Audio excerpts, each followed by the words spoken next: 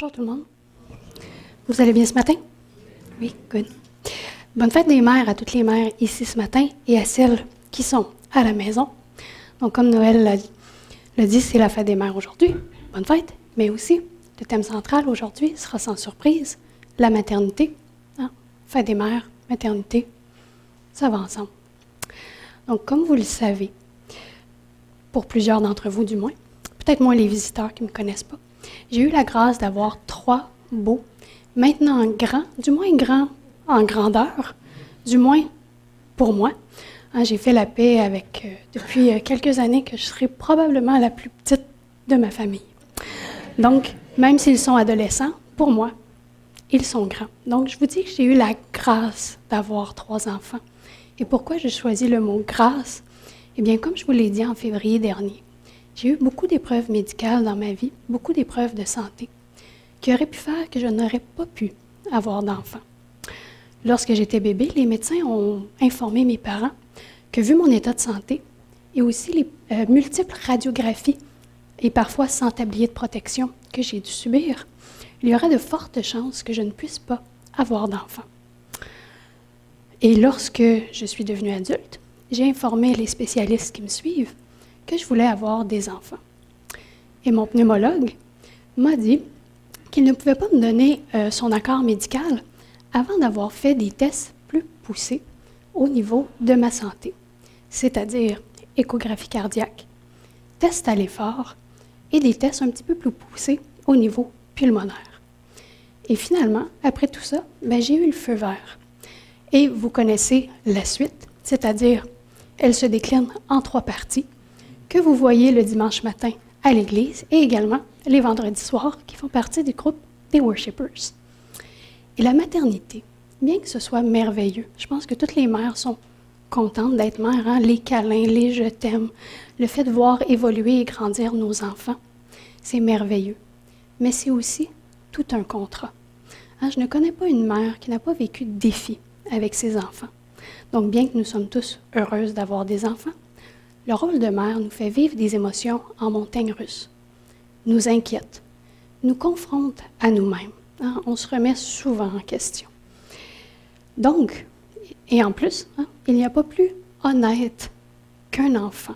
Hein? En néant, nous pouvons voir nos faiblesses et nos défauts. Hein? En toute honnêteté, ils nous en informent, tout comme ils peuvent nous informer que le souper n'est pas à leur goût.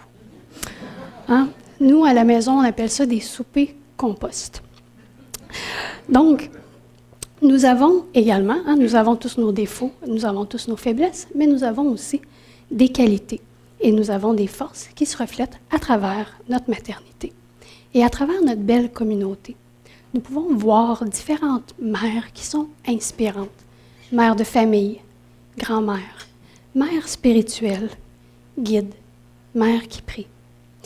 Et une autre place où nous pouvons rencontrer des mères qui sont inspirantes, eh bien, c'est la Bible. Hein, cette Bible nous présente des portraits de femmes, de mères qui sont inspirantes. Donc, la maternité, c'est un rôle précieux et significatif tout au long de l'histoire de l'humanité, et il en va de même dans la Bible. Donc, la Bible est donc remplie d'histoires de mères qui ont fait preuve de sensibilité et de qualité unique. Ces femmes peuvent nous servir d'exemple lorsque nous sommes confrontés au défi d'être parents. Mère inspirante, oui. Femme et mère parfaite, non. La Bible ne nous cache pas l'humanité sous toutes ses coutures. Nous pouvons être inspirés par les mères qui nous sont présentées plutôt, tout en reconnaissant leurs faiblesses et leurs défauts. D'Ève, la mère de toute l'humanité, à Marie, la mère de Jésus, la Bible a quelque chose à nous dire sur le rôle de mère. Donc, dans la Bible, les mères jouent un rôle essentiel en façonnant la vie et la foi de leurs enfants. Elles leur enseignent les voies de Dieu et les guident à travers certains défis de la vie. Et ici, je parle au féminin, hein, je parle des mères, mais il y a les pères aussi qui le font. Mais aujourd'hui, c'est la fête des mères. On se reparlera des pères en juin. Donc, pour ce qui est des mères, certaines, hein, les portraits qui nous sont mentionnés, certaines ont bien réussi, d'autres un peu moins. Mais aujourd'hui, j'aimerais que nous nous intéressions aux mères qui ont réussi du moins en partie. On ne peut pas réussir à 100%, du moins en partie. Et j'aimerais qu'on s'attarde à leur qualité. Et ces femmes ont dû faire face à de nombreux obstacles, de nombreux défis. Mais leur foi inébranlable en Dieu les a soutenues et elles sont restées fermes dans leur engagement envers leur enfant, mais également envers Dieu.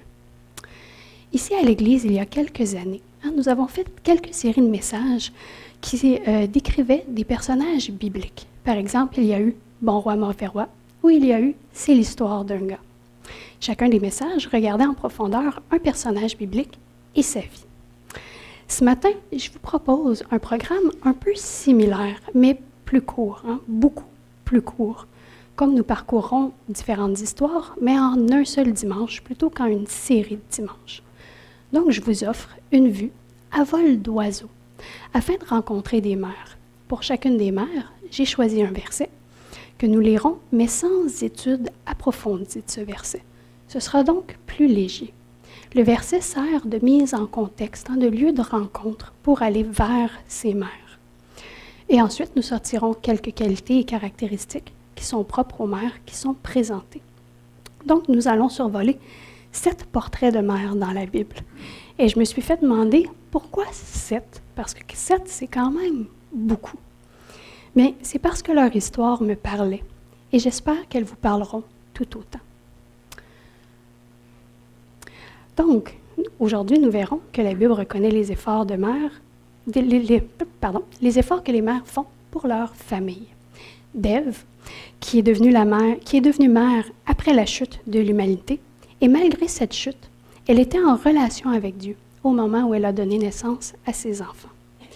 Ensuite, nous irons rencontrer Jochébed, qui a risqué sa vie pour protéger son fils, qui est Moïse.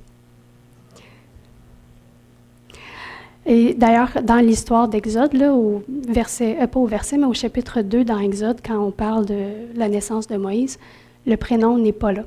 Il faut aller un petit peu plus loin dans la Bible pour savoir qu'elle se nomme Jochébed.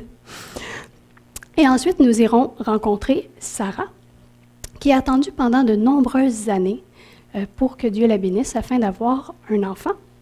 Et ensuite, nous n'irons pas très loin, nous allons rester près de Sarah, puisque nous allons voir Agar, qui, elle, a mis sa confiance en Dieu pour la protéger, elle et son enfant. Et ensuite, nous irons dans 1 Samuel rencontrer Anne, qui a prié sincèrement pour avoir un enfant, promettant, s'il l'avait, de le consacrer à Dieu en retour.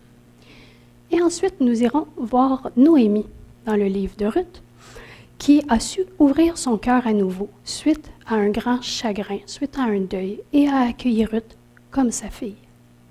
Et pour terminer, la dernière et non la moindre, on ne peut pas passer à côté d'elle, c'est-à-dire Marie, mère de Jésus, qui s'est volontairement soumise au plan de Dieu, même si cela signifiait faire face au ridicule, possiblement à de la persécution, et même à la mort par lapidation.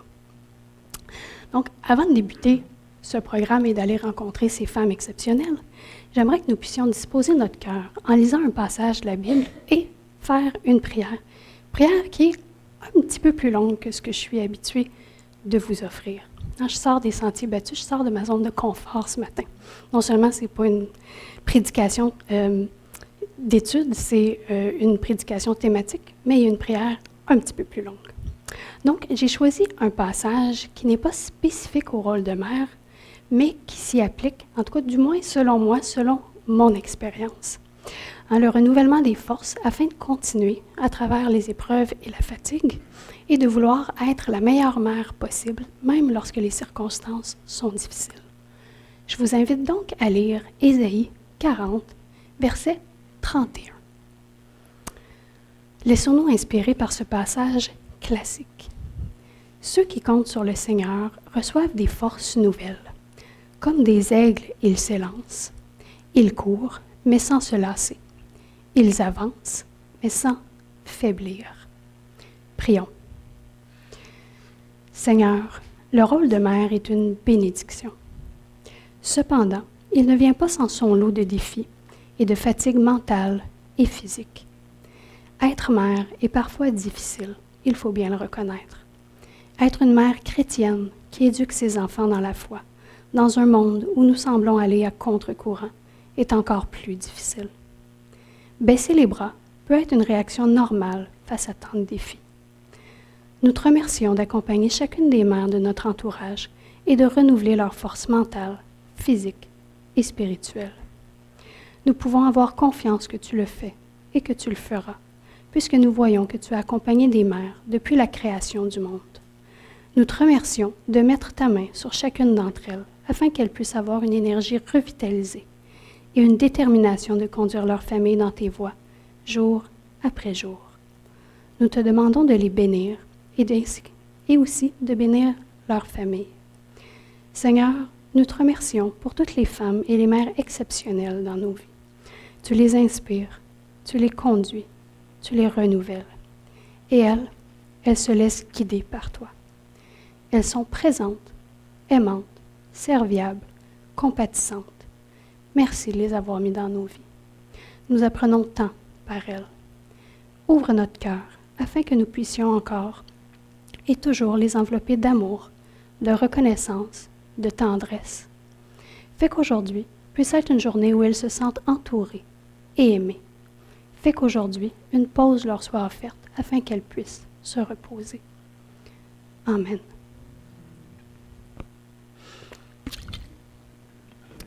Donc, comme je l'ai mentionné, nous allons voir Ève qui représente la création de la maternité. Et ensuite, nous explorons différentes parties de la maternité telles qu'elles apparaissent dans la Bible à travers différentes histoires. Et enfin, nous verrons comment nous pouvons appliquer ces principes à la vie de mère. Mais en fait, vous allez voir que les qualités trouvées sont assez générales pour s'appliquer à tous, hein, hommes, femmes, avec ou sans enfants. Et pour chaque mère, comme je l'ai dit, je mettrai un verset à l'écran. Donc, commençons par Ève. La création de la maternité a commencé avec Ève, mère de toute l'humanité. Dans Genèse 3:20, nous lisons « L'homme nomma sa femme Ève. Elle est devenue en effet la mère de toute vie humaine. » Elle est donc la première mère. Hein, son rôle était doublement important puisqu'elle était responsable non seulement de la naissance des premiers enfants, mais aussi de l'éducation des premiers enfants, éducation au sujet de Dieu et de la relation à avoir avec lui. Et tout ça s'est fait après la chute, hein, comme toutes les mères après elle. Elle est donc une pionnière dans ce domaine. Et l'histoire d'Ève ne se résume pas à son épique erreur de jugement. Un point que nous pouvons oublier, c'est qu'Ève était en relation étroite avec Dieu lorsqu'elle a eu ses enfants. Malgré la chute, elle aime et elle loue Dieu. Et nous avons un indice de cela en Genèse 4, lorsqu'elle attribue à Dieu le mérite de sa maternité, puisqu'elle dit « J'ai formé un homme avec l'aide de l'Éternel. » Donc, malgré la chute, Ève a une relation avec Dieu et elle enseigne à ses enfants à avoir une relation avec Dieu. La suite, eh bien, elle appartient à ses enfants. Mais Ève a fait son rôle de mère, mère qui aime Dieu. Et maintenant, allons rencontrer Jochébed. Et ici, j'ai choisi de présenter une très grande partie de son histoire versus les autres mères, puisque je voulais qu'on puisse ressentir et lire le déchirement et la grandeur du sacrifice que cette mère a fait pour son fils Moïse. Hein. Elle a dû l'abandonner ou le faire adopter 2 fois. Hein. Une fois quand elle le met dans le panier pour le Nil, et l'autre fois quand elle termine de l'allaiter. Donc 2 fois son cœur se déchire pour donner son enfant. Donc voici. Un homme de la tribu de Lévi épousa une fille de la même tribu. Elle devint enceinte et donna le jour à un fils. Elle vit que c'était un beau bébé et le cacha pendant 3 mois. Quand elle ne parvint plus à le tenir caché, elle prit une corbeille en papyrus, l'enduisit d'asphalte et de pois et y plaça le petit garçon. Puis, elle déposa la corbeille au milieu des gens, sur la rive du Nil. La sœur de l'enfant se posta à quelque distance pour voir ce qu'il en adviendrait. Peu après, la fille du Pharaon descendit sur les bords du fleuve pour s'y baigner. Ses suivantes se promenaient sur la berge le long du Nil. Elle aperçut la corbeille au milieu des joncs et la fit chercher par sa servante. Elle l'ouvrit et vit l'enfant. C'était un petit garçon qui pleurait. Elle eut pitié de lui et dit, « C'est un des petits Hébreux. » Alors, la sœur de l'enfant s'approcha et elle dit à la fille du Pharaon, « Veux-tu que j'aille te chercher une nourrice parmi les femmes des Hébreux pour qu'elle t'allaite cet enfant? » La fille du Pharaon lui dit, « Va. » La jeune fille alla donc chercher la mère de l'enfant. La princesse lui dit, « Amène cet enfant et allaite-le pour moi. Je te paierai un salaire. » La femme prit l'enfant et l'allaita. Quand il eut grandi, elle l'amena à la fille du Pharaon. Celle-ci l'adopta comme son fils et lui donna le nom de Moïse, car, dit-elle, je l'ai sorti de l'eau. Donc on rencontre Jochébed en Exode, dans le livre de l'Exode. Et dans cette histoire, on peut lire tout l'amour de Jochébed pour son fils. Elle le met au monde en secret. Elle le cache ensuite pendant 3 mois, en le laissant aller, en espérant et en priant pour son futur. Et en le mettant au monde et en le cachant, elle risque beaucoup. Elle met sa vie en danger. Et en le laissant aller, eh bien, elle sacrifie sa relation avec lui pour qu'il vive. Tout ça parce que Moïse est né à une époque où Pharaon avait ordonné la mort de tous les bébés garçons hébreux. Donc l'histoire de Jochébed, ce qu'elle nous enseigne, c'est que nous devons être prêtes à prendre des risques et à faire des sacrifices pour assurer la sécurité et le bien-être de nos enfants.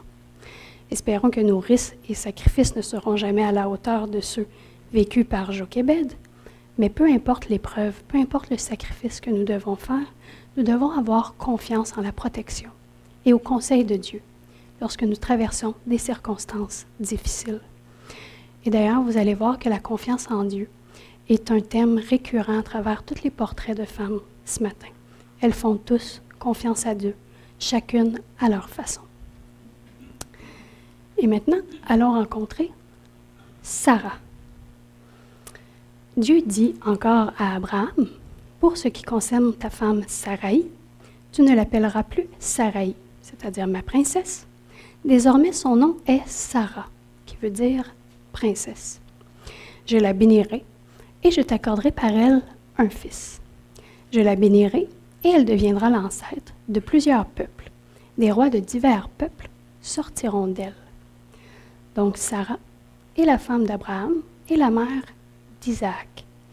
C'était une femme qui, malgré son doute initial et ses fautes, elle est tout de même exceptionnelle, parce qu'elle a fini par croire et croire vraiment intensément en la promesse de Dieu de donner un enfant à elle et à Abraham, même lorsqu'ils avaient tous deux dépassé l'âge de procréer. Et après de nombreuses années d'attente, Dieu a béni Sarah en lui donnant un fils, Isaac.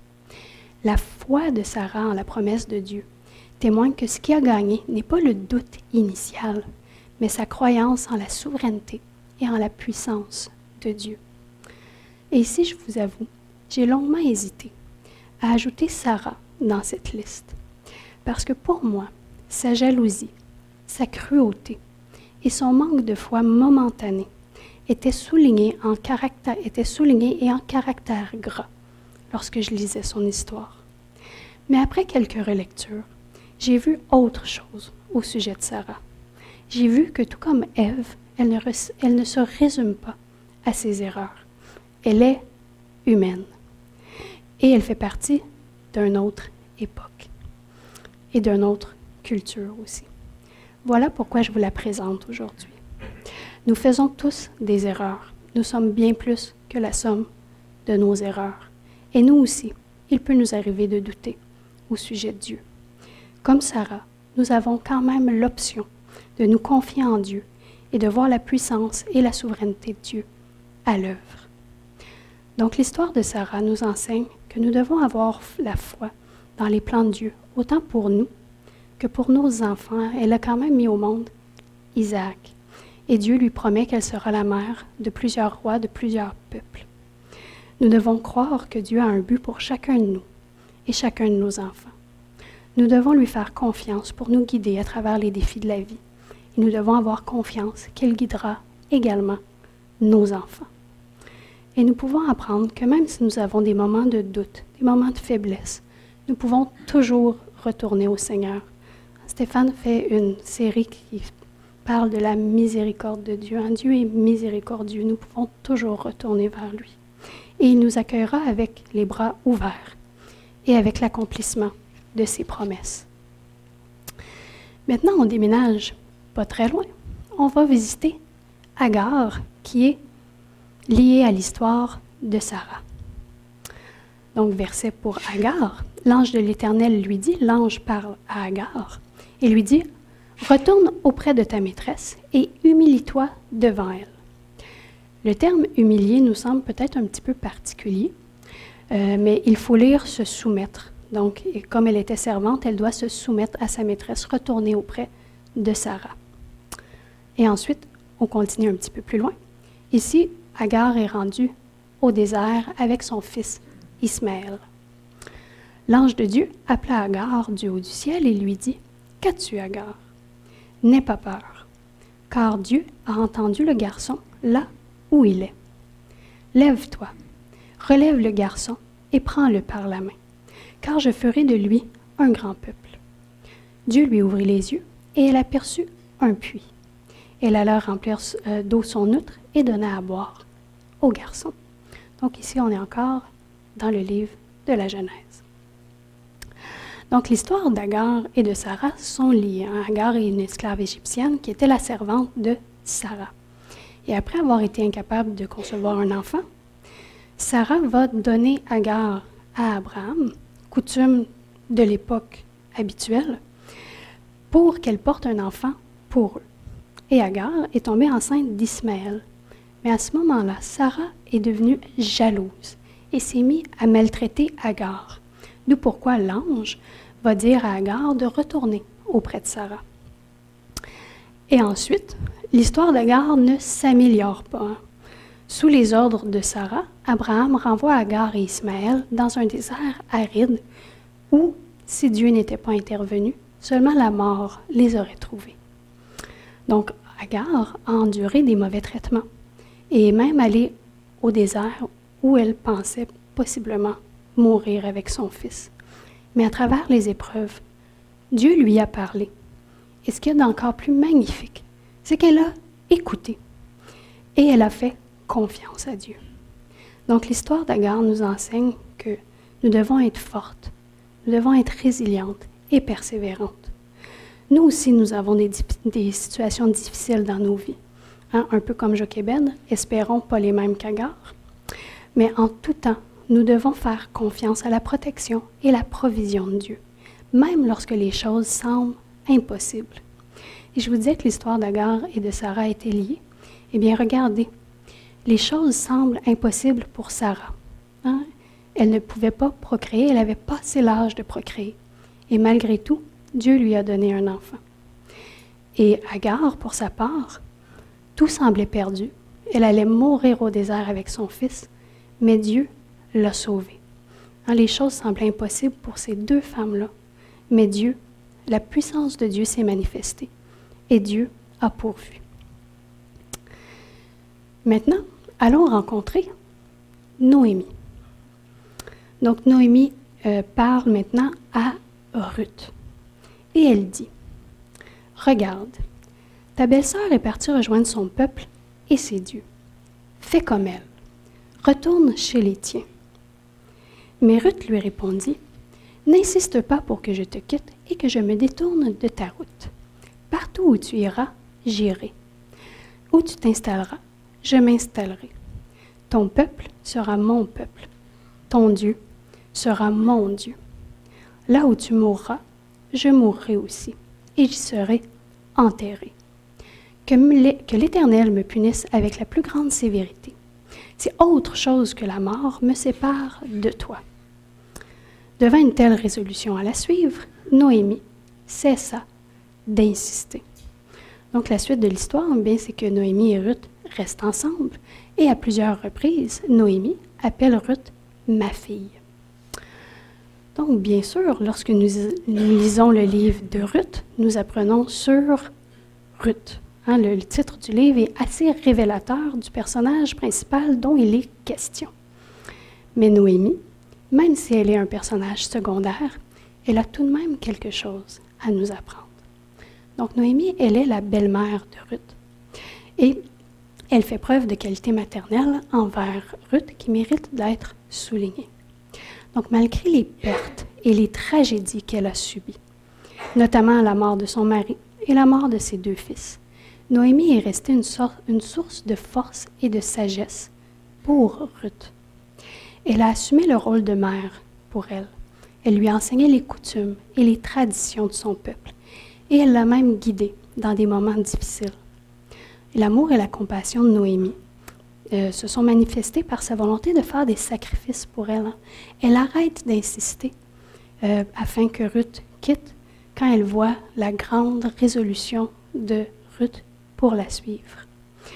On ne sait pas, hein? Peut-être que Ruth, pour Noémie, à travers elle, elle voyait la mort de son propre fils. Mais tout de même, elle désire garder Ruth avec elle. Et non seulement ça, mais en plus, elle l'encourage à se trouver un nouveau mari pour assurer son avenir. Donc Noémie a fait preuve de grande résilience et de foi envers les plans de Dieu, même au milieu d'un grand chagrin.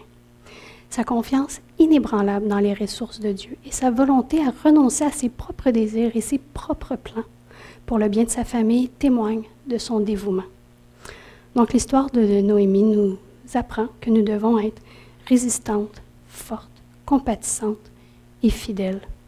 Et encore une fois, nous devons faire confiance au plan de Dieu. Et maintenant, on se tourne vers 1 Samuel où nous allons rencontrer une autre mère. Ici, Anne parle à Élie. Donc, elle dit, « Excuse-moi, mon Seigneur, aussi vrai que tu vis. Mon Seigneur, je suis cette femme qui se tenait près de toi, ici même, pour prier l'Éternel.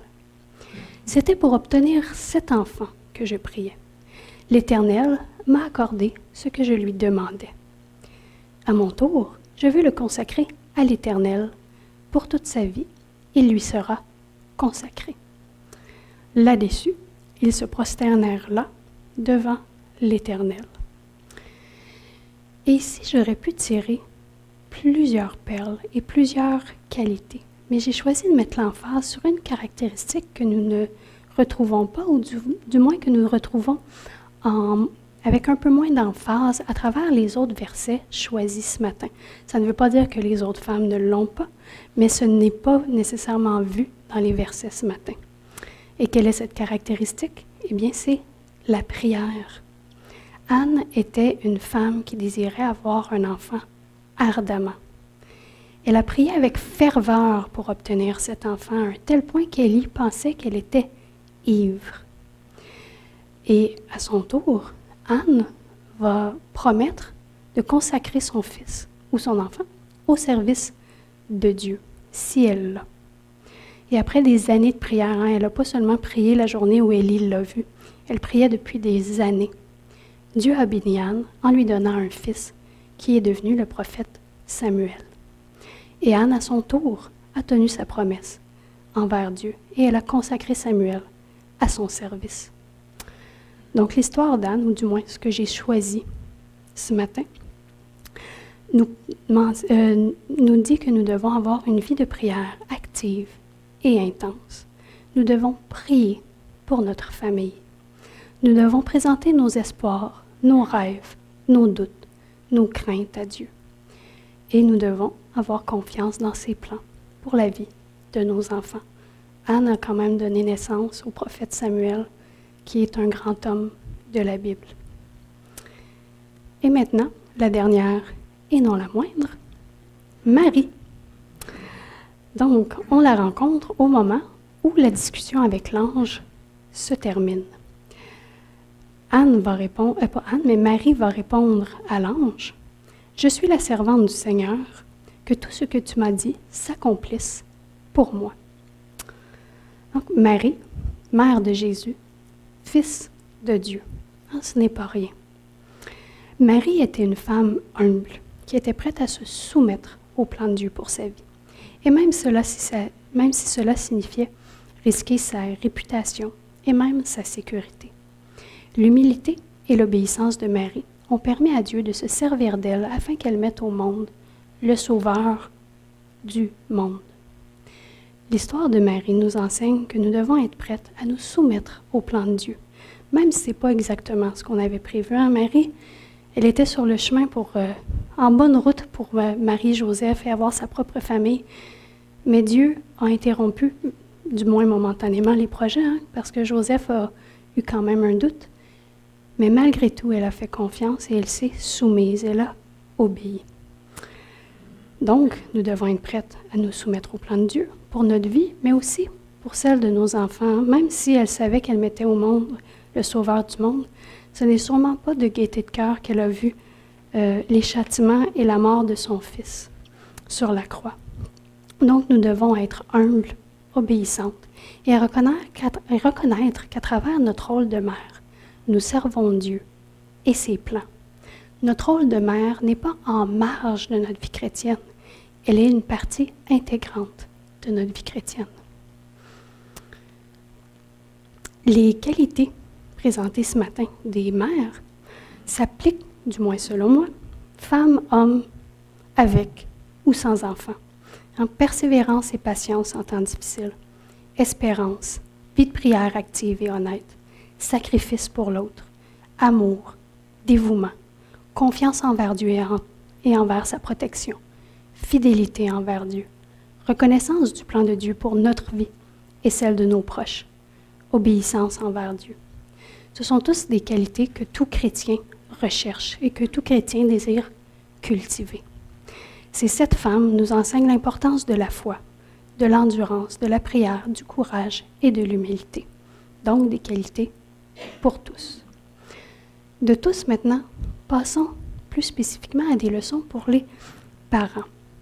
En regardant l'histoire des mères de la Bible, nous pouvons tirer quelques leçons plus génériques, ce que j'appelle des applications, que nous pouvons mettre dans notre vie de parents, de gardiens ou d'adultes clés envers les enfants de notre entourage.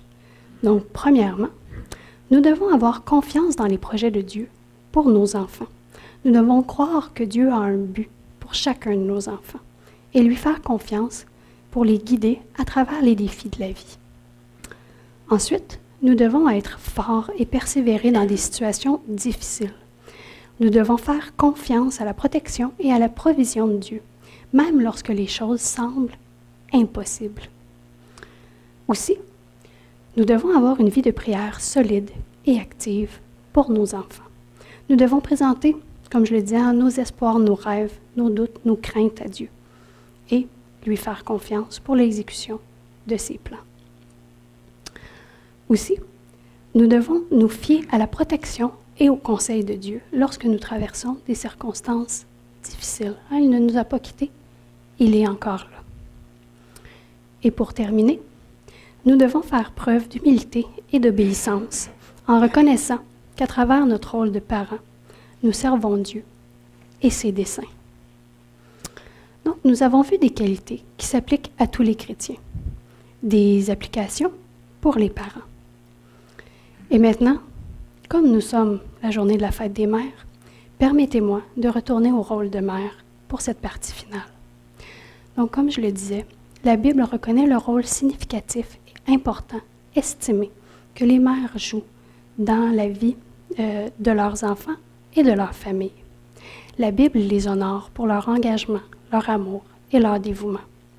L'histoire de mères telles que Sarah, Agar, Noémie, Anne, Jochébed et Marie nous enseigne des leçons précieuses que nous pouvons appliquer à notre vie de mère aujourd'hui, même si plusieurs siècles nous séparent d'elle. Nous devons à notre tour avoir confiance dans les plans de Dieu pour nos enfants, être fortes, persévérer dans des situations difficiles, avoir une vie de prière intense, être prête à prendre des risques et à faire des sacrifices, être humble et obéissante à la volonté de Dieu. Et en cherchant à vivre selon ces principes, nous sommes des exemples et des modèles pour nos enfants, afin qu'ils aiment et servent Dieu. Est-ce assuré à 100% qu'ils le feront et qu'ils le maintiendront toute leur vie? Malheureusement, non. Mais, à tout le moins, nous semons la graine afin que l'arbre de foi puisse pousser éventuellement en son temps. La terre à la base restera fertile, puisque à cette base, il y aura des exemples qui auront nourri les souvenirs d'enfance de ces gens qui seront devenus adolescents ou adultes. Alors que nous célébrons la fête des mères, honorons et chérissons nos mères pour leur sacrifice, leur amour et les soins qu'elles nous ont prodigués. Réfléchissons également à la vie exemplaire des mères de la Bible. Femmes exemplaires, inspirantes, oui, mais parfaites, non. On n'a pas à se tenir à des standards de la femme du Proverbe 31. D'ailleurs, la femme du Proverbe 31, selon plusieurs commentateurs, c'est le portrait de plusieurs femmes mises ensemble. Vivre ces standards-là, je ne suis pas sûre que personne n'y arrive. Donc, réfléchissons à la vie des mères de la Bible et apprenons de leurs caractéristiques et de leurs qualités afin de devenir à notre tour de meilleurs parents et de meilleurs disciples de Dieu. Chères mères et chères femmes présentes dans notre assemblée ce matin, les enfants, une fois que le culte sera terminé, désirent vous offrir un petit cadeau. Donc, après la célébration, ils vous attendront dans le hall. Sur ce, je vous souhaite un bon dimanche et je vous souhaite encore une bonne fête des mères.